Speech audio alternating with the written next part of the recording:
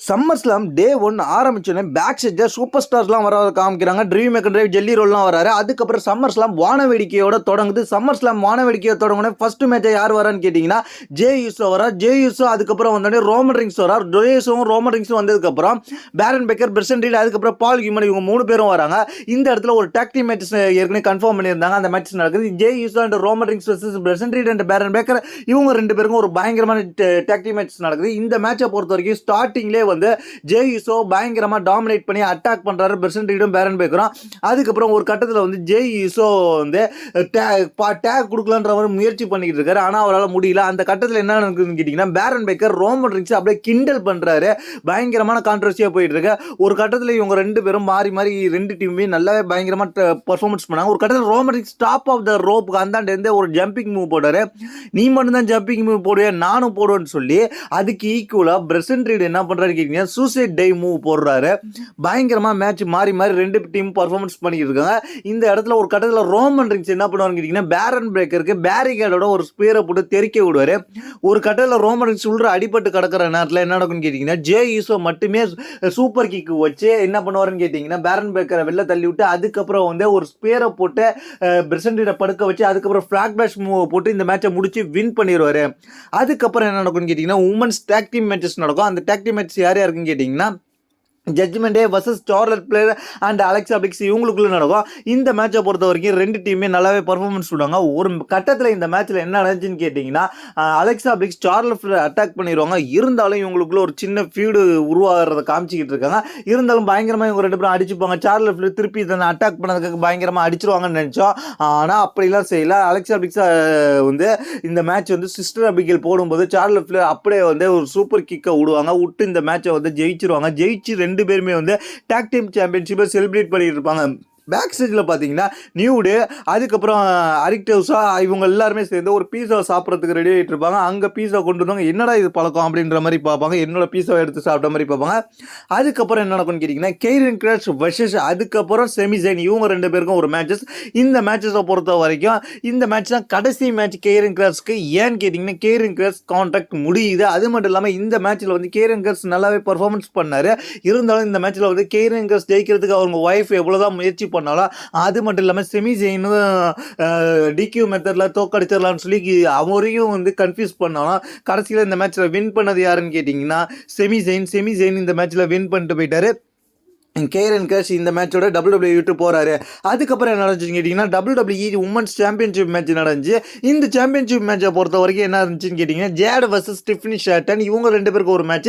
இந்த மேட்ச் வந்து ஒரு பயங்கரமான எதிர்பார்க்கப்பட்ட மேட்ச். ஏன்னு கேட்டிங்கன்னா டிஃப்னி ஷேட்டனை தோக்கடிச்சு ஜேடு முதல் முறையாக சாம்பியன் ஆகுவாங்களா? ஏன்னா ஜேடு வந்து பவரான காமிச்சிட்டு இருந்த ரெஸ்லர்.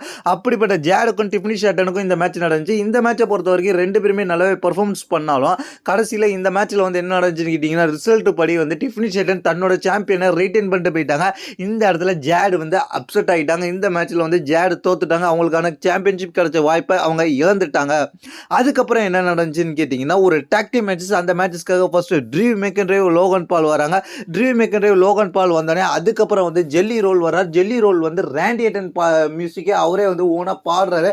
பாடினோடனே ராண்டி ஆர்டன் வராங்க. Randy Orton versus and Jelly Roll versus Drew McIntyre and Logan Paul இவங்களுக்குள்ள நடக்குது. இந்த மேட்சை பொறுத்த வரைக்கும் ட்ரீவ் மெக்கன்ட்ரேவே பயங்கரமா நேருக்கு நேர் சந்திச்சாரு ஜெல்லி ரோல். இந்த மேட்ச்சில் 2 டீமோட பர்ஃபார்மன்ஸும் நல்லா இருந்துச்சு. இந்த மேட்சை பொறுத்த வரைக்கும் ஒரு கட்டத்தில் வந்து Logan Paul top of the இதுலேருந்து கார்னர்லேருந்து அப்படியே கமெண்ட்ரி டேபிளில் படுத்திருந்த ஜெல்லி ரோல் மேலே குதிப்பார். பயங்கரமாக இருக்கும். உடச்சிக்கிட்டு விடுவாங்க. அதுக்கப்புறம் வந்து ரேண்டேட்னி போட்டு அடிப்பாங்க. இந்த மேட்ச்சில் என்ன நடக்குன்னு கேட்டிங்கன்னா ஒரு கட்டத்தில் ஜெல்லி ரோலுக்கு இன்ஜுரி ஆன மாதிரி காமிப்பாங்க. திருப்பியும் ஜெல்லி ரோல் உள்ற வந்து அப்படியே செக்யூரிட்டி தூக்கிட்டு போகிற நேரம் திருப்பியும் மீண்டும் உள்ற வந்து அட்டாக் பண்ணுவார். அதுக்கப்புறம் இந்த மேட்சை முடிச்சு வின் பண்ணது யாருன்னு கேட்டிங்கன்னா ட்ரீவ் மெக்கன்ட்ரே அண்ட் லோகன் பால் இந்த மேட்சை முடிச்சு வின் பண்ணிடுவாங்க. அதுக்கப்புறம் நம்ம சம்மர் ஸ்லாமோட டே 1 மெயின் ஈவெண்ட்டுக்கு வந்துட்டோம். இந்த டே 1 மெயின் ஈவெண்ட்டை பொறுத்த வரைக்கும் சிஎம் பங்க் வர்சஸ் கந்தர் இவங்க 2 பேருக்கு சாம்பியன்ஷிப் மேட்ச். இந்த மேட்சை பொறுத்த வரைக்கும் ஃபர்ஸ்ட் சிஎம் பங்க் வர, அடுத்து கந்தர் வர, அதுக்கப்புறம் வந்து 2 பேரையும் இன்ட்ரடியூஸ் பண்ணி ஆரம்பிக்கிறாங்க இந்த வேர்ல்டு ஹெவி சாம்பியன்ஷிப் மேட்சை பொறுத்த வரைக்கும். இந்த மேட்சை பொறுத்த வரைக்கும் 2 பேரோட பர்ஃபார்மன்ஸ் நல்லா இருந்துச்சு. முழுக்க இந்த மேட்ச்ல ஆரம்பத்தில் டாமினேட் பண்ணது யாருன்னு கேட்டீங்கன்னா கந்தர் தான். ஏன்னா கந்தரோட சாப்போட பவர் நமக்கு தெரியும். அந்த சாப்பை போட்டு சிஎம் பங்க திணற விட்டுட்டாரு, போட்டு சாப்லேயே வந்து உரிச்சு எடுத்தாரு. அதுக்கப்புறம் என்ன செஞ்சாருன்னு கேட்டீங்கன்னா, ஒரு கட்டத்தில் ரோப்புக்கு அந்தாண்டா கடந்த சிஎம் பங்கு கீழே உள்ள போகும்போது கந்தர் வந்து காப்பாற்றிடுவார். ஏன்னா அந்த இடத்துல இன்ஜுரி ஏற்பட்டுருன்றக்காக கந்தர் காப்பாற்றிடுவார், பிடிச்சிருவார். பிடிச்சி அதுக்கப்புறம் வந்து அட்டாக் பண்ண ஆரம்பிப்பார்.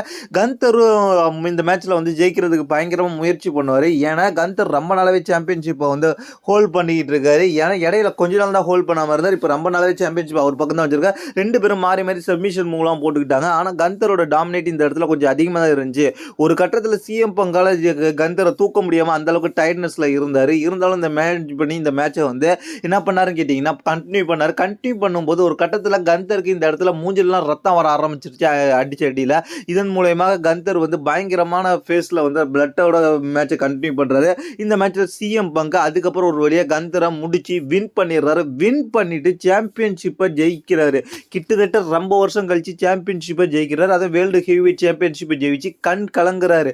இந்த சூழ்நிலையை அவர் வந்து செலிப்ரேஷன் பண்ண வேண்டிய நேரத்தில் என்ன நடக்குதுன்னு கேட்டீங்கன்னா, அங்கே என்ட்ரன்ஸில் ஒரு மியூசிக் வருது. அந்த மியூசிக்கில் யார் வரான்னு கேட்டிங்கன்னா, செத் ரொலின்ஸ் நொண்டிக்கிட்டே வர்றாரு. பால் ஹியூமன் பிரீஃப் கேஸை தூக்கிட்டு வராரு. செத் ரொலின்ஸ் நொண்டிக்கிட்டே வரும்போது என்னடா நடக்க போகுதுன்னு நம்ம பார்த்துக்கிட்டு இருக்கோம். அந்த இடத்துல என்ன நடக்குதுன்னு கேட்டிங்கன்னா, நொண்டிக்கிட்டே வந்து இந்த செத் ரொலின்ஸ் அப்படியே பின்னாடி திரும்பி அந்த ஸ்டிக்கை தூக்கி அப்படியே கீழே போட்டுட்டு அதுக்கப்புறம் வந்து வெறும் காலால் போகிறாரு. ஏன்னா இன்ஜுரி இல்லை அப்படின்ற மாதிரி அவர் காமிக்கிறாரு. அதுக்கப்புறம் என்ன நடக்குதுன்னு கேட்டிங்கன்னா, அந்த பிரீஃப் கேஸை கொண்டு போய் உள்ள போய் சிஎம் பங்க பிரீஃப் கேஸாலே அடின்னு அடிக்கிறாரு. அடித்து அதுக்கப்புறம் வந்து தன்னோட ஸ்டாம்பை போட்டு இந்த இடத்துல வந்து கேஷ் இன் பண்ணி வின் பண்ணிட்டாரு. நியூ சாம்பியன் ஆகிட்டாரு. உண்மையிலே சிஎம் பங்கை WWE வச்சு செஞ்சுட்டாங்கன்னே சொல்லலாம்.